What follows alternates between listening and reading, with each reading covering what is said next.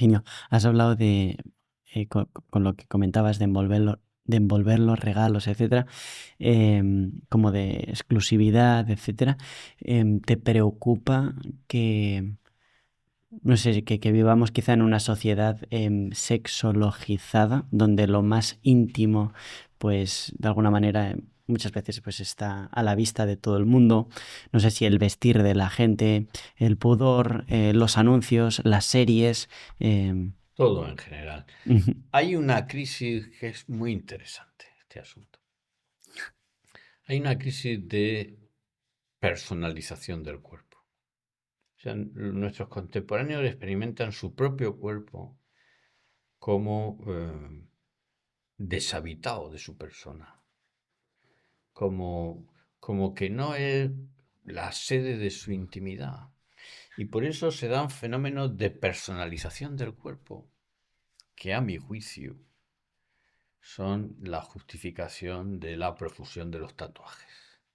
Yo creo que quien se tatúa quiere eh, enriquecer su cuerpo personalmente, con un acontecimiento que no quiere olvidar, con el nombre de alguien que no quiere olvidar, con un adornito que no quiere hacer relación, que recuerde a no sé qué o a no sé qué. Bueno, quizás la dimensión ornamental del tatuaje, cuando es menor, pero el resto de las cosas es lo que he dicho yo que producían las cicatrices, ¿no? Me parece que el empeño por quitarse las cicatrices, perdón, las arrugas, y el empeño por tatuarse son dos movimientos en sentidos contrarios, pero en la misma dirección. Son empeños por personalizar el cuerpo, por evitar en un caso que se note el tiempo y en el otro intentar aferrar el tiempo. Y a mí me parece que esa crisis de la naturaleza personal, del cuerpo como sede de la propia intimidad, tiene que ver con los usos y hábitos sexuales.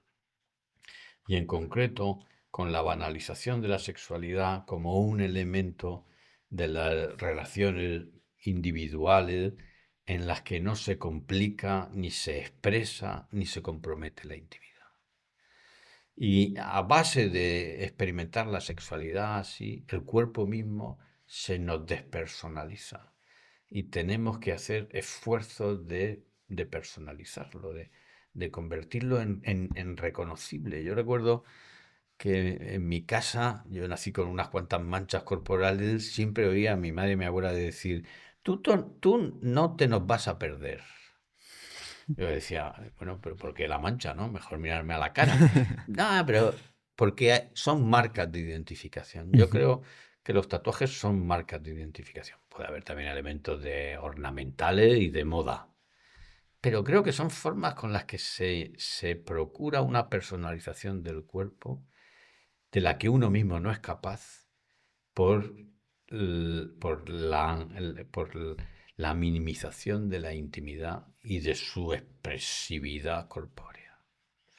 Porque para tener intimidad y que ésta sea expresable corpóreamente, hace falta un hábito hoy abandonado, que es el de guardar la intimidad.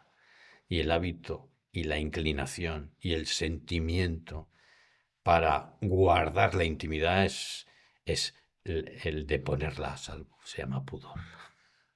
El cuerpo se despersonaliza al mismo tiempo que el pudor se entra en crisis, se arruina. Las personas que son pudorosas, que preservan su intimidad, tienen mucha potencia comunicativa de sí mismos en y mediante su cuerpo. Y no necesitan personalizaciones extrínsecas, porque su cuerpo es suyo, porque lo preservan como suyo y lo preservan como lo suyo que pueden dar. El pudor no es el recato, incluye el recato, pero no es el recato que tapa, es el recato que tapa convirtiendo el tapar y lo tapado en comunicante, en expresión de mí, en el grado con el que quiero comunicar con cada cual. Y por tanto, el pudor es la preservación de aquello que puedo comunicar en grados distintos según otra forma. El tapar humano no es El del religioso, que es perfectamente legítimo, es el tapar que expresa la interioridad que tapa. La tapa y la expresa. Y la puede expresar en tanto que la tapa, porque al taparla la preserva. La intimidad expuesta deja de serlo. Y por tanto, la preservación de la intimidad requiere su puesta a salvo. Su puesta a salvo te permite expresarla porque la tienes. En la impudicia, que puede ser verbal, no estoy pensando solo en impudicia vestimental, en la impudicia que puede ser intelectual, porque puede ser que seas muy recatado en la manera de hablar, incluso de vestir, y sin embargo en tu manera de pensar, no hay lugar a eso. En la impudicia, la pérdida que se sigue es la intimidad. Y la pérdida de la intimidad desencadena el movimiento inevitable de repersonalizar la vida. Y el repersonalizar la vida incluye elementos como el tatuaje. Dice, pero lo van a tener toda tu vida. Dice, sí, sí, es lo que quieren, tenerlo toda su vida. Si es que ese tener toda su vida es lo que es la forma imperfecta de hacer lo suyo. Si es que es lo más parecido a una promesa de lo que son capaces, es lo más parecido a una lealtad. Bueno, no digo que haya gente que haga tatuajes y que no sea capaz de eso, pero como movimiento cultural genérico. Y al mismo tiempo, el tatuaje tiene la paradoja de que cosifica el cuerpo. Lo cosifica como lo cosifica la desnudez.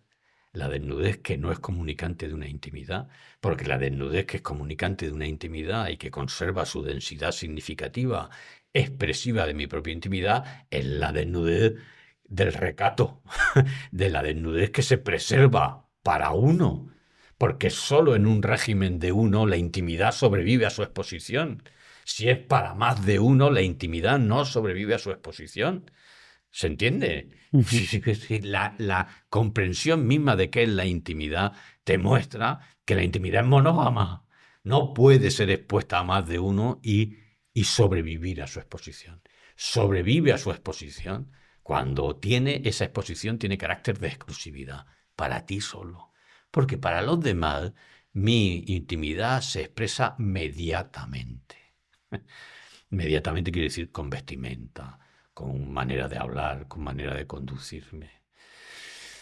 La piel es significativa de suyo y ponerle letras, dibujos y cosas que, en fin, que tampoco hay, la quiero demonizar, la cosifica.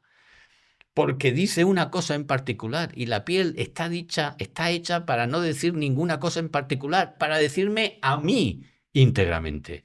No en particular por un acontecimiento, por una cosa, no, a mí, en la integridad y la plenitud de mi comunicarme a ti, que significa que contigo estoy desnudo y sin embargo con mi intimidad a salvo.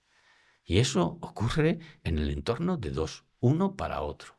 Cualquier otro entorno disipa, daña y asfixia la intimidad. Y cuando eso ocurre, entonces hay que hacer muchas cosas, que no son más que mecanismos compensatorios.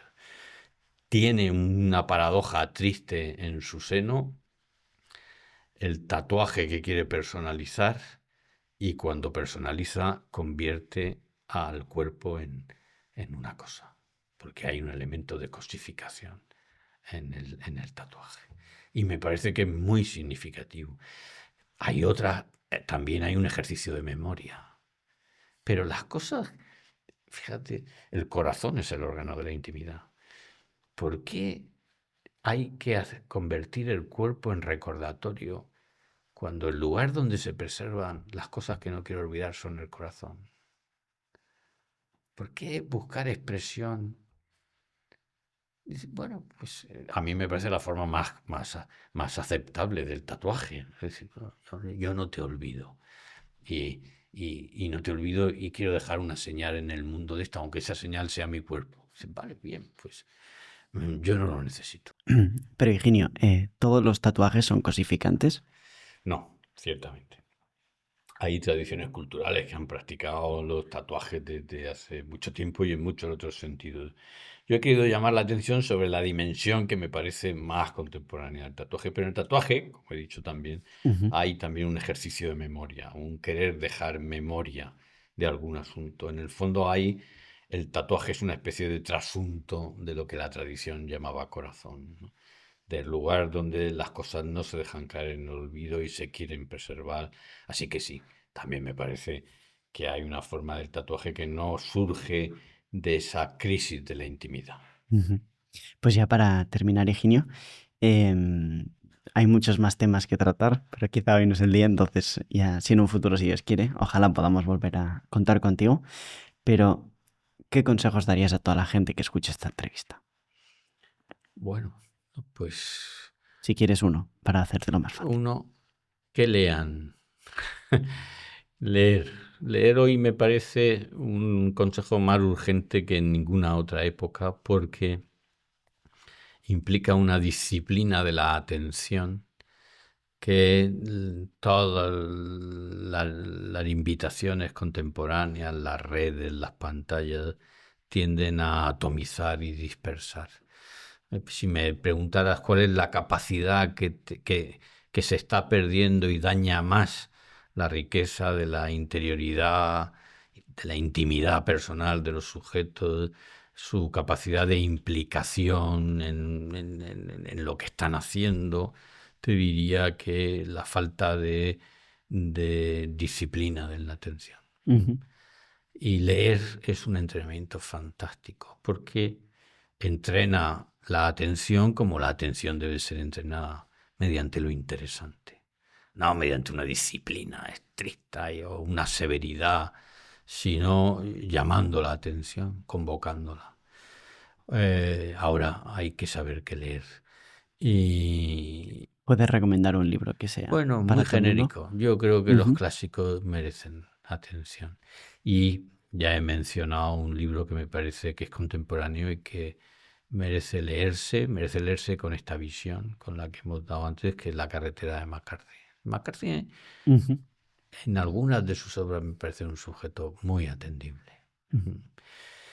La atención que además te permite escuchar en una conversación y te permite el silencio atento que el otro merece. También en la discrepancia y en el desacuerdo, pero mucho más todavía en la intimidad.